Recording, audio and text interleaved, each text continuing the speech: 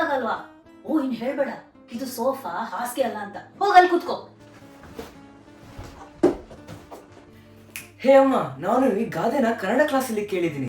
ಓ ಹೌದೇನು? ಅದ್ರ ಅರ್ಥ ಗೊತ್ತಾ ನಿಂಗೆ? ಓಹ್, ಏನು ಗೊತ್ತಿಲ್ಲದೆ. ಹಾಸಿಗೆ ಇದ್ದಷ್ಟು ಕಾಲು ಚಾಚಂದ್ರೆ ನಿನ್ನ ಸಾಮರ್ಥ್ಯ, ಆದಾಯ ಹಾಗೂ ಪರಿಸ್ಥಿತಿ ತಕ್ಕಂಗೆ ಖರ್ಚು ಮಾಡಬೇಕು. ಅದು ಮಿತಿ ಮೀರಿದ್ರೆ ಸಾಲ ಮಾಡೋ ಪರಿಸ್ಥಿತಿ ಬರ್ಬೋದು, ಅಥವಾ ಜೀವನದಲ್ಲಿ ಕಷ್ಟ ಬರ್ಬೋದು. ಆಸೆ ಪಡ್ಬೋದು, ಆದ್ರೆ ದುರಾಸೆ ಪಡಬಾರ್ದು ಅಲ್ವಮ್ಮ? ಓ ಸೂಪರ್. ಮತ್ತೆ ಇನ್ನೇನ್ ಕಲ್ತಿದೀಯಾ?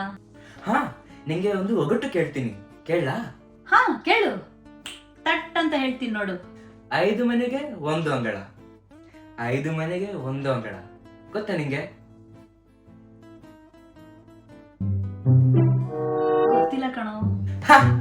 ಹಂಗಾಯ್ 5 ಮನೆಗೆ 1 ಅಂಗಳ. ಓ ಹೌದಲ್ವಾ? ಇದೇ ಅಂಗೈಯನ್ನು ತೋರಿಸ್ತಾ ಮತ್ತೆ ಸಿಗೋಣ. ಅಲ್ಲಿವರೆಗೆ ಒಂದ್ ನಿಮಿಷ ವಿಶ್ ಮಾಡ್ಬೇಕಲ್ವಾ? ಹೌದು. ಎಲ್ಲರಿಗೂ ಅಂತಾರಾಷ್ಟ್ರೀಯ ಮಾತೃಭಾಷಾ ದಿನದ ಹಾರ್ದಿಕ ಶುಭಾಶಯಗಳು.